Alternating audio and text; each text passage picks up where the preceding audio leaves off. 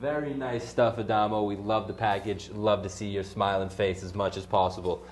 Now joining me at the desk, going to stay on UMass basketball, but we're going to change it up just a little bit. To my right, Chris Potomatis. And to my left, Mark Jean-Louis. Facing off, both very angry, both very ready to go. Now, here we go. There we go. Now, we just watched, we did a little analyzation of some of the UMass basketball that we've missed so far this year over the winter break. Most importantly, most of the games we have missed. Great analysis from Adamo and Chris.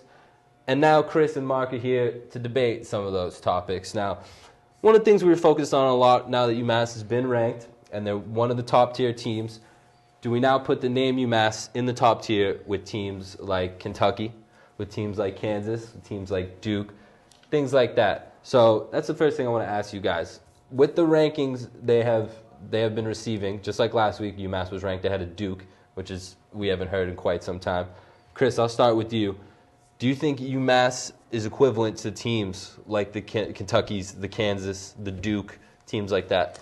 I think teams that are ranked outside of the top 10, UMass could probably have a good chance against. I think one of the biggest assets from is that they're a veteran team. You look at a lot of these teams, Kentucky, Duke, Kansas, they have all one-and-done players that are thinking about the NBA and their draft stock right now.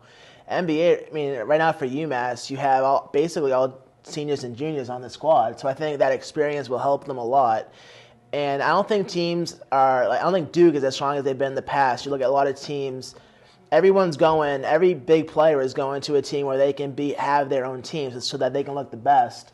So I think that right now you see a lot of one-man, two-man teams when you see teams like Duke with Jabari Parker and Rodney Hood, whereas UMass, I think they're a little more balanced. They're very good defensively. They're big. I think they can match up against a lot of teams.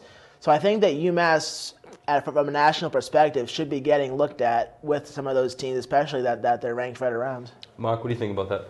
Yeah, I got to be with you on that one. I mean, UMass is definitely a very talented team. They have definitely been a lot more talented than they have been in years recently. Again, they're ranked for the first time since 1998. But when you look at their season, what teams that they have played against this season, especially going into the A10 conference, they have struggled somewhat against some Atlantic 10 teams. I mean, sure. Again, you have some teams like St. Bonaventure. They were down a huge hole in that game, and they were able to come out to win that game. Against George Mason, one of the worst scoring teams in the Atlantic 10. They still have no conference wins this season. They just barely managed to squeak out a one-point victory. So to put a team like UMass among teams like Duke and Arizona, Wichita State, those teams are definitely, in the games that they've played this season, they've definitely proven themselves. And I think UMass has to take at least one more step before we at least start talking about, putting them up there with teams like Michigan State and Michigan and Iowa, teams like that. Yeah, UMass did have that high RPI as we talked about. They did have a really strong strength of schedule to start this year, but again, it wasn't some of the teams we've seen featured in the top 10 or teams that we're used to hearing about every single year being tournament contenders. So, I mean, I think they'll get their opportunity. I think they'll get their chance to face those teams, and we'll see how they face against those top teams. Now, to bring it down to a smaller portion of teams, A10. We just mentioned, Mark, they've had some struggles of games in the A10 this year. Richmond being a loss that they've actually suffered, and Richmond is unranked. So just to keep it to the A10, guys, Mark, I'll start with you on this one. Is UMass the best team in the A10? And mind you, we're currently ranked 21 right now. St. Louis ranked 19. I mean, to answer your question right now, Kansas, are they the best team in the Atlantic 10? I would have to say at this moment, again, sorry, UMass fans, I have to say that. I have to be honest about this one. I would say they are not the best team right now in the Atlantic 10 teams. You look at teams that are similar to teams that are similar to UMass in terms of talent. You look at St. Louis University. The last time that St. Louis University has lost a game was all the way back on December 1st. And they have absolutely been pretty dominant in some of the games that they've played going on this season. I mean, right now, if you look at St. Louis, they are actually ranked 7th in the nation in points allowed. They only allow 58 points a game. And especially with UMass, you look at UMass defensively, absolutely on the offensive terms, I mean, they're, again, among the nation's best offensively, but defensively, they're either ranked either at the middle or bottom of the pack in the Atlantic 10. And so when it comes down to the final minutes, will they if they get down in a hole against St. Louis University, will they be able to come back out of that? I really don't think they could at this moment. Chris, do you think they could? I mean, I think they are the best team in the A10. I think they're deep.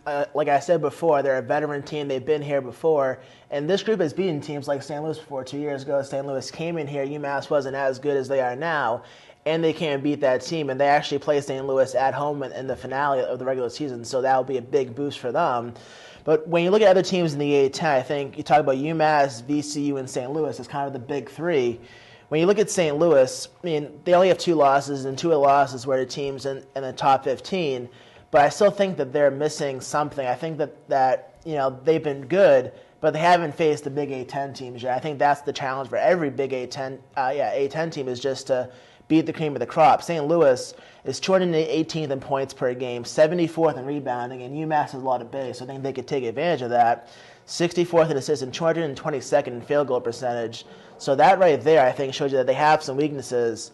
And the same thing with VCU, 137th in rebounding, 126th in assists, and 270th in field goal percentage.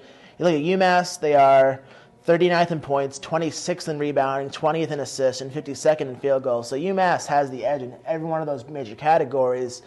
And they've been, this team has been to the A-10 semifinals for the past 2 years. So I think that they're ready to make that next push. I think this group of guys are hungry to get that next big win. And I think that if UMass plays UMass basketball, they will pick up the W. Well, last game of the season for UMass, St. Louis. Sure, that'll be a fun one to watch. We could see some high-ranked teams going against each other at that point. Yep. 2 A-10 powerhouses.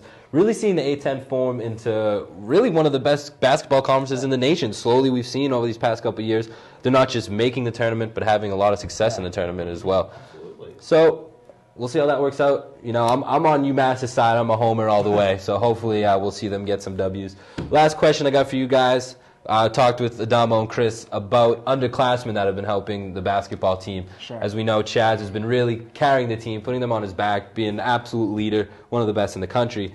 But the underclassmen have really stepped up all the way through, every single guy, and helped this team win. Chris, I'll start with you. Who's your best underclassman so far supporting Chaz?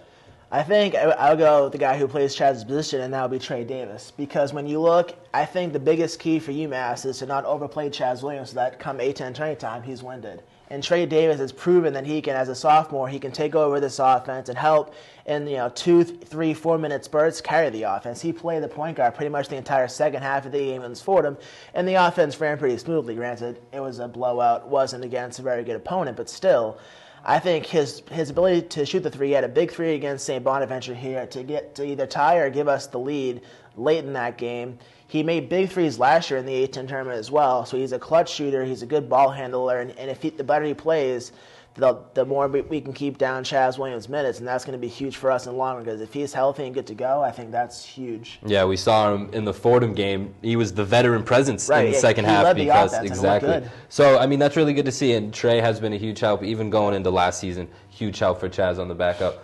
Mark, you can only have one. Who's your best underclassman? I mean, definitely have to agree with what Chris said about that. Yeah, Trey Davis. I mean, especially when Chaz Williams leaves, Trey Davis will definitely be the one who has definitely shown that he can prove to be able to be the quarterback of the offense and lead this team around the field. But on the defensive side of the ball, I would have to go with Tyler Bergantino on this one. I mean, he's not exactly he's a sophomore, I believe, right now. Sophomore. Mm-hmm. Yeah. He's a sophomore right now. And, I mean, again, in that Fordham game, we saw him. He actually led the team in rebounds with 6 rebounds. I mean, granted that Fordham's not exactly your elite A-10 team against there. But then again, even though he's not a huge offensive presence, I mean, defensively, UMass could definitely use some work on the defensive presence. And at his frame, 6'9", I believe he's 250 pounds. Mm-hmm. That's a huge advantage for UMass going into next season, along with Maxi Esho, I believe. Yeah, not just his defensive prowess, but like you said, that's a big body down low for when you need to get Caddy that rest or even foul trouble. You know those problems occur with Caddy, as we mentioned in the past segment. Well, guys, you kept it very friendly up here. I appreciate it. No swings going across my face. Actually, a little disappointed. Maybe next time we'll get a little more violent. But for now, we're all remaining friends. Guys, thanks for joining me. That's it for our coverage on UMass basketball. Always stay tuned to UMass Sports Weekly, your number 1 for UMass basketball coverage. Stay tuned. We'll be right back with Boston Sports Desk.